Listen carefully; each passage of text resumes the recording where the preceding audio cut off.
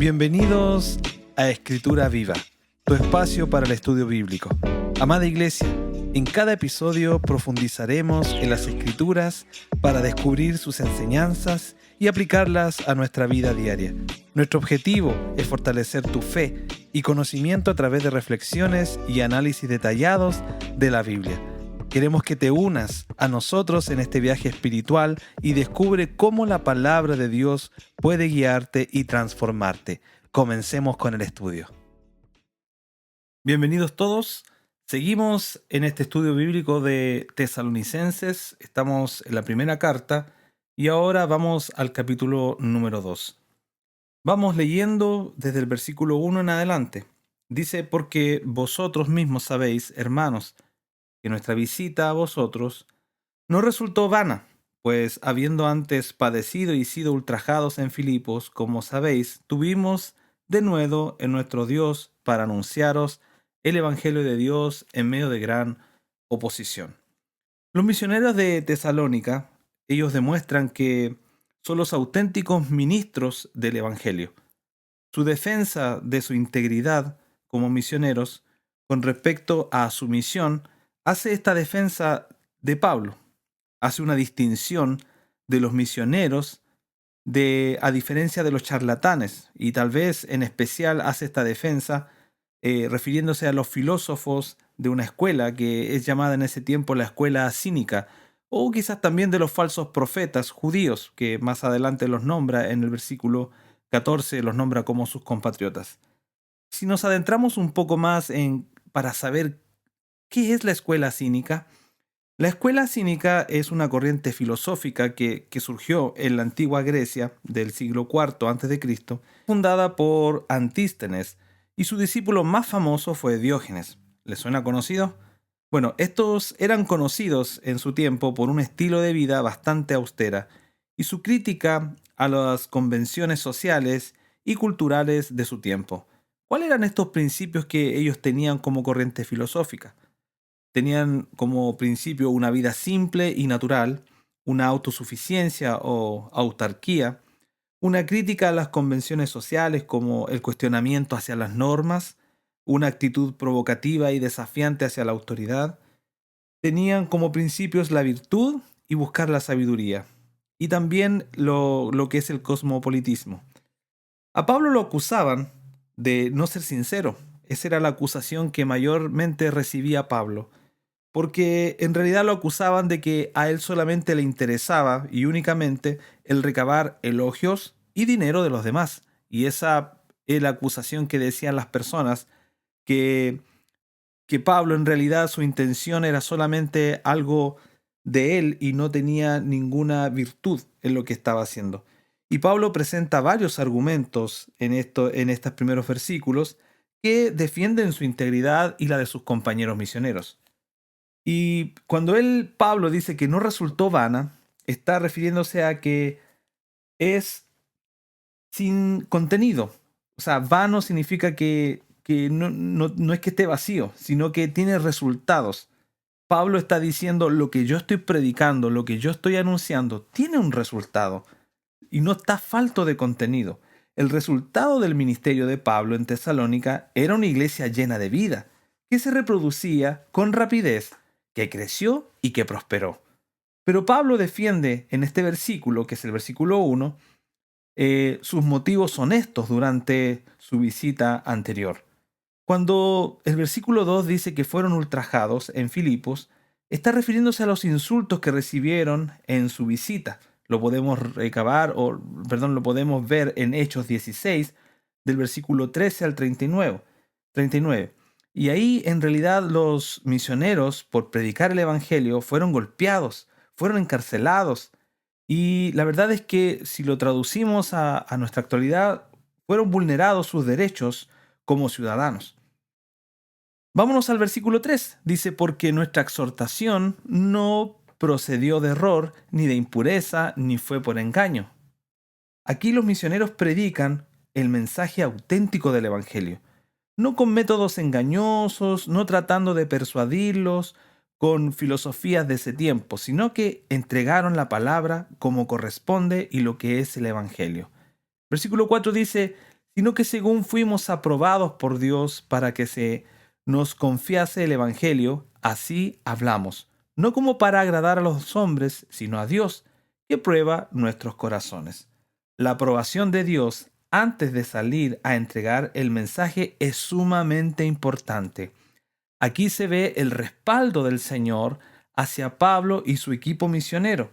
Dios continuamente examina siempre nuestros corazones como siervos del Señor. Usted como iglesia, usted como parte del cuerpo de Cristo, usted tiene también la labor de predicar el Evangelio. Y el mensaje que usted está predicando, siempre Dios lo va a estar examinando primeramente cómo está su corazón. Si lo que usted está predicando lo hace por vanagloria, lo está haciendo por un amor genuino a la obra, lo está haciendo para agradar a Dios. Y aquí Pablo en este versículo nos menciona que es importante que la aprobación primeramente esté dada por Dios. Y nosotros seguimos entonces adentrándonos en este capítulo. El versículo 5 nos dice, porque nunca usamos de palabras lisonjeras, como sabéis, ni encubrimos avaricia. Dios es testigo. Aquí la pregunta que muchas veces se hacen las personas, ¿cómo es que Pablo se sostuvo en su ministerio? Y Pablo deja en claro que el sustento es por su trabajo también y no con el sentido de obtener ganancias económicas por predicar el Evangelio. Su ministerio también era sostenido por las ofrendas que le entregaba a la iglesia de Filipos. Ahí vemos en Filipenses 4:18 cuando le envían una ofrenda para que pueda sostenerse. Pablo deja en claro, desde el versículo 6 en adelante también, que él no busca vanagloriarse. Dice el versículo 6, ni buscamos gloria de los hombres, ni de vosotros, ni de otros, aunque podíamos seros carga como apóstoles de Cristo. Versículo 7. Antes fuimos tiernos entre vosotros, como la nodriza que cuida con ternura a sus propios hijos. Entonces, nótese el plural que aquí menciona en el versículo 6. El plural diciendo nosotros como apóstoles. ¿Por qué es importante incluir este plural? Porque está incluyendo a su equipo misionero.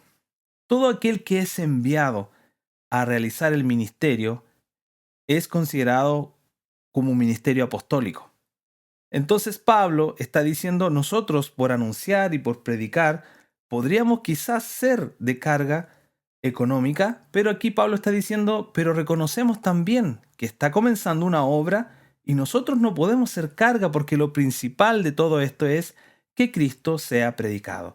Pero hay una iglesia también que lo respalda en su ministerio y esta iglesia le ofrenda a Pablo para que se pueda sostener como merece un apóstol, siervo del Señor. Cuando el versículo 7 habla acerca de la ternura, el afecto de Pablo, está mencionando y está entregando su corazón aquí el apóstol. Lo está abriendo y está diciendo nosotros les amamos.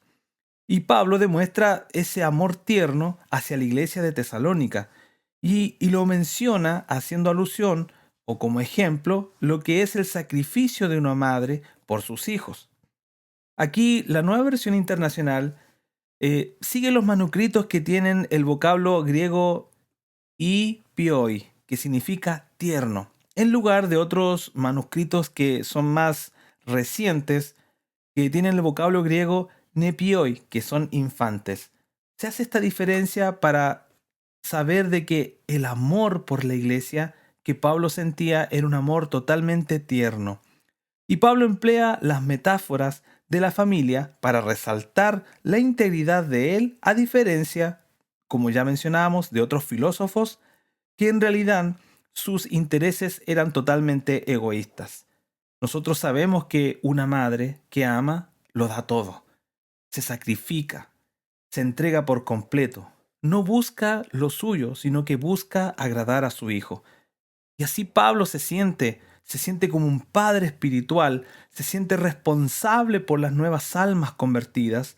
Y entonces menciona en este versículo que su amor es como la nodriza que cuida con ternura a sus propios hijos. Usted recuerde que cuando habla de nodriza, la nodriza es alguien que amamanta a los niños, no los quizás no tiene como el parto natural de engendrar un hijo, pero la nodriza lo que hace es que los cuida como si fueran sus hijos propios y los da y los amamanta a esos nuevos convertidos y los nombra como niños.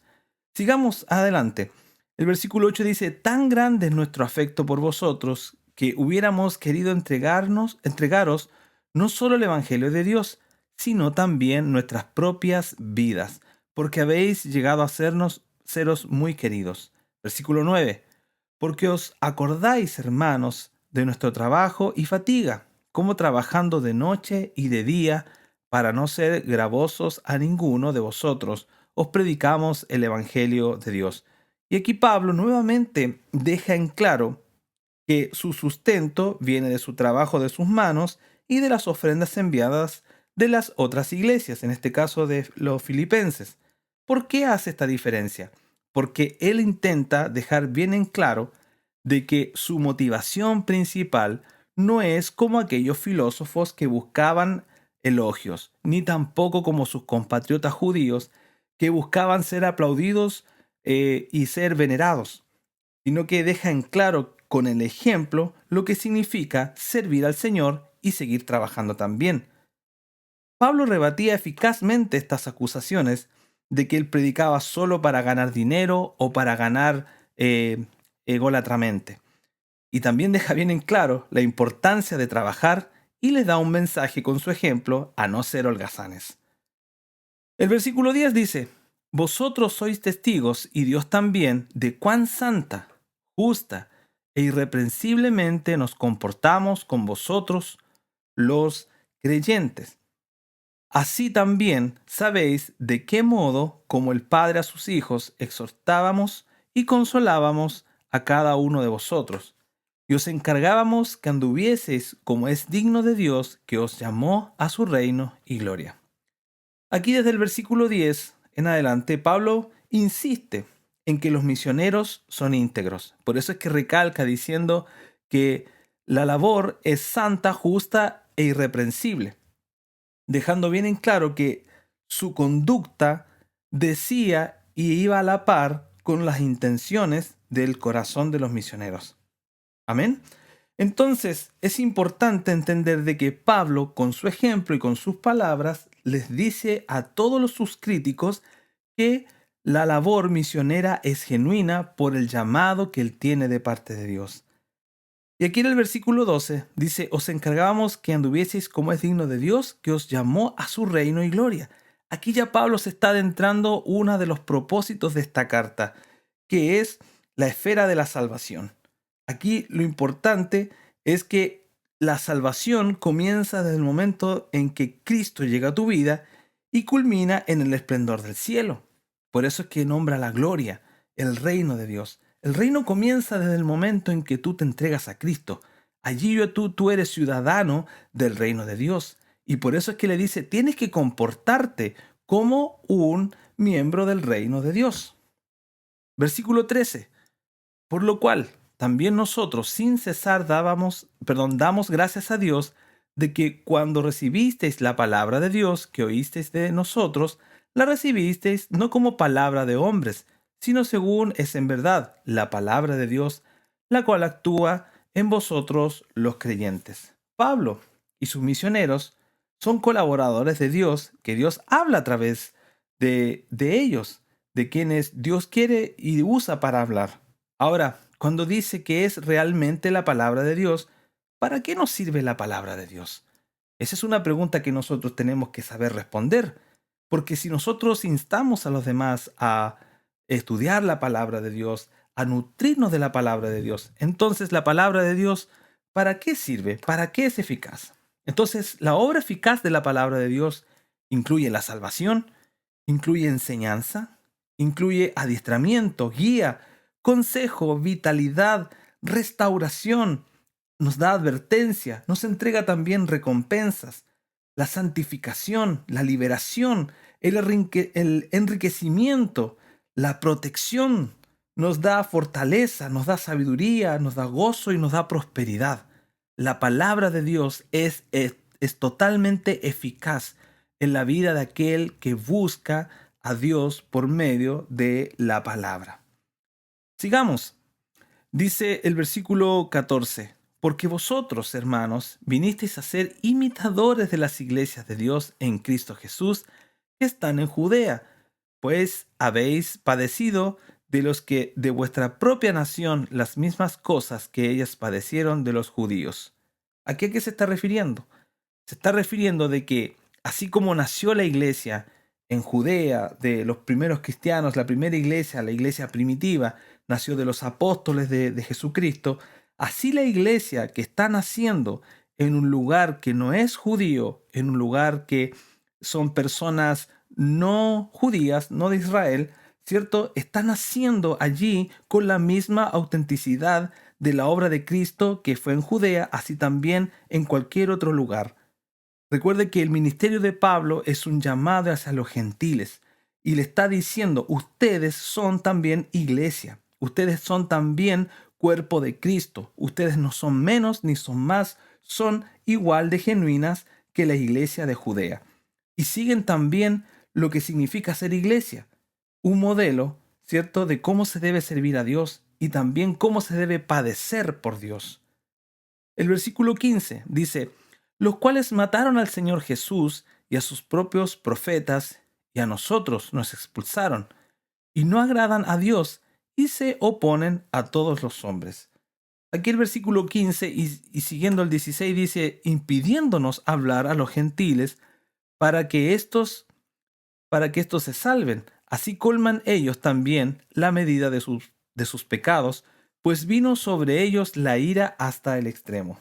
Aquí desde el versículo 15 al versículo 16 habla de la hostilidad de un grupo de judíos y que siempre habían fanáticos religiosos que defendían celosamente su religión, no queriendo que nadie más escuchase acerca de Jesucristo como Señor y Salvador. ¿Y qué hacían para ello? Usted ya lo conoce. Los perseguían. Los encarcelaban, así como Pablo también, antes de conocer a Cristo, su labor, creyendo que estaba haciendo lo correcto, era perseguir a los cristianos y encarcelarlos. Y como bien dice en el libro de los Hechos, respiraba muerte. Entonces, la oposición al Evangelio implica oponerse a la salvación de la humanidad. Y esa salvación es a través de Cristo.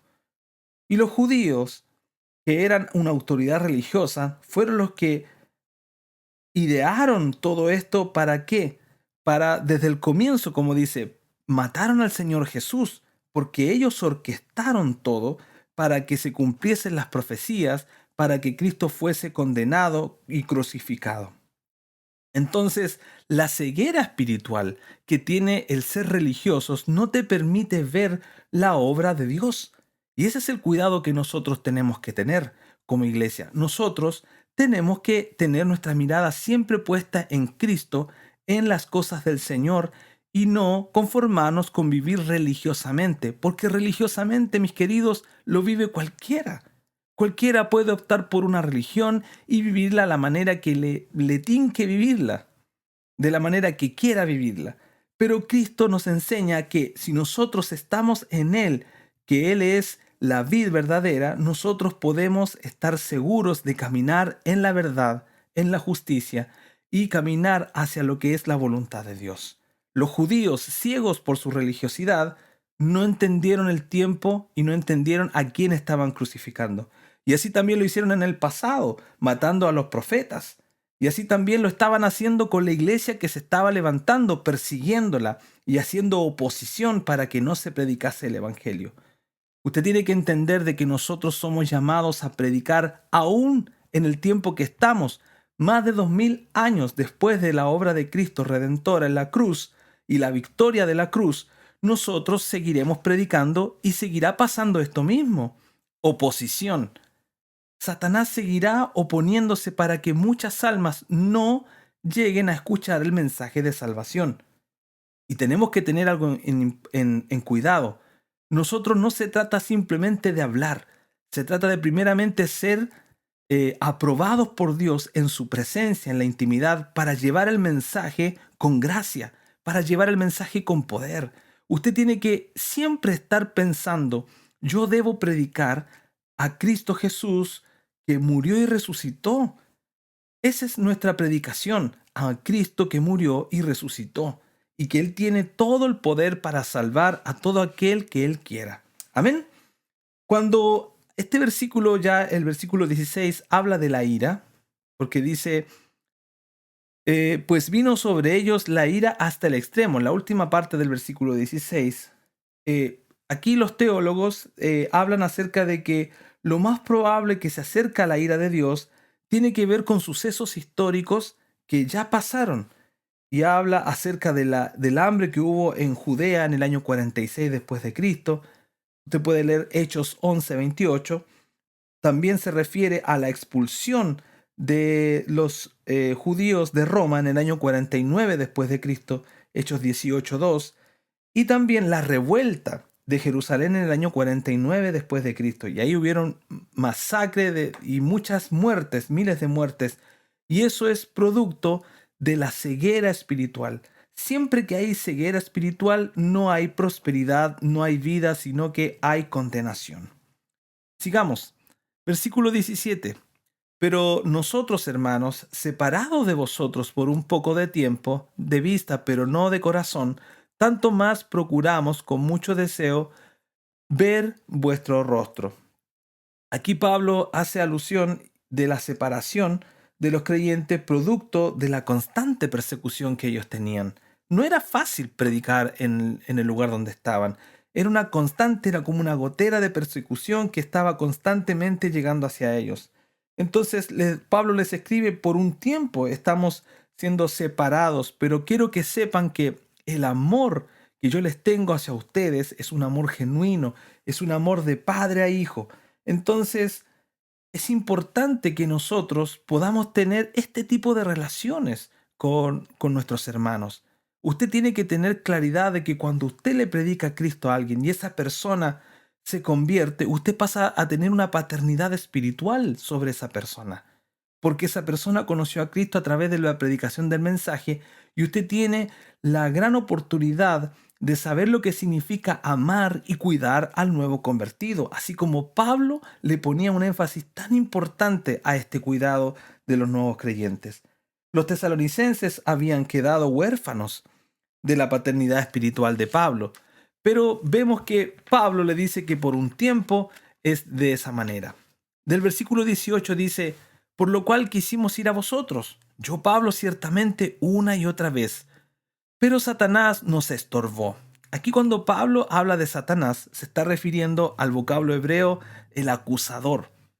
Y este es el mismo que Pablo usa a menudo en sus escritos, que es el que está acusando, el que está oponiéndose, el adversario. Y los propósitos de este ser espiritual son siempre los mismos, que es que tú no puedas avanzar hacia el conocimiento de Dios, que son contrarias a los propósitos de Dios, que Dios quiere que tú te acerques, Dios quiere que tú estés cerca de Él, Dios quiere que tú te puedas nutrir de sus propósitos y de su palabra para que le puedas conocer a Él. Entonces, quien estorba tu camino es Satanás, el diablo, y también puede ser tú mismo cuando no tomas correctas decisiones. Entonces, aquí Pablo, en este caso, en el versículo 18, está diciendo, yo quiero ir a ustedes, pero Satanás ha estorbado, ha puesto personas que me limitan y me cortan el camino para poder yo ir a ustedes. Y aquí cuando dice que estorba, se está refiriendo como a aquellos enemigos militares que destruyen el camino, que en ese tiempo habían caminos, no es como ahora que nosotros tenemos carreteras, caminos por todos lados. Para tener un camino en el tiempo del primer siglo era una gran tarea. Entonces, tener caminos habilitados era muy importante para poder llegar a tiempo a un lugar. Entonces, aquí Pablo dice que, así como los militares, cuando sus enemigos los quieren atacar, obstruyen el paso cortando esos caminos, así Satanás, el diablo, intenta vez tras vez obstaculizar y tratar de ser alguien que corta el camino para que yo avance en este propósito. Si leemos el versículo 19, dice, porque ¿cuál es nuestra esperanza, o gozo, o corona de que me gloríe? ¿No lo sois vosotros delante de nuestro Señor Jesucristo en su venida? Aquí el versículo 19 está hablando de una corona. Y la corona que cuando Pablo hace referencia, para que todos les entendieran que en su mayoría eran griegos, porque eran no judíos, eran griegos la mayoría, de una cultura no judía, está haciendo referencia para que le entiendan de esa corona que se le daba a los atletas victoriosos en los juegos. Y que ese se hacía de laurel, ¿cierto? Y se coronaba a la persona para aquel victorioso. Pero Pablo está diciendo que esa corona es corruptible, esa corona se echa a perder con el tiempo. En cambio, la corona que nosotros obtenemos al momento de proseguir a la meta y ser victoriosos es una corona incorruptible, y esa es dada a todos los creyentes. A todos los creyentes, escúcheme, esa es dada a todos los creyentes cuando Cristo venga. Usted recibirá una corona. Pero más allá, Pablo dice, pero ¿cuál es mi gozo? ¿Cuál es mi corona real? Dice, ¿no lo sois vosotros en quien me voy a gloriar? ¿No son ustedes mi corona? Entonces, la corona de Pablo es decir, mi corona es presentarle a Jesús en su segunda venida a los convertidos victoriosos. Es mostrarle a Jesús que yo trabajé para los nuevos convertidos. Yo trabajé en mi vida para entregar el mensaje, para que otros conocieran a Cristo y fueran salvos. Mi corona es que otros conozcan a Cristo y puedan volverse a Él. Esa es mi corona. Entonces, ¿no es nuestra corona también que nosotros podamos predicar a Cristo? Preocuparnos de entregar un mensaje fidedigno, el real evangelio, y que muchas personas se conviertan y tú puedas decirle, Señor, en mi vida yo prediqué a Cristo, yo te prediqué del evangelio, del mensaje de salvación, y estas son las personas a las cuales yo te presento hoy que han creído en el mensaje. Así que bueno, una vez cumplido todo nuestro tiempo aquí en la tierra, nosotros tenemos que procurar, antes de que llegue ese tiempo, servir al Señor. Nosotros, como dice el versículo 20, vosotros sois nuestra gloria y gozo. Se está refiriendo Pablo a la iglesia. El trabajo de haber predicado y el fruto de la predicación son ustedes, y esa es nuestra gloria y gozo. Así es, hermanos. Usted tiene que tener en mente, mi gloria y mi gozo está en que otros conozcan de Cristo.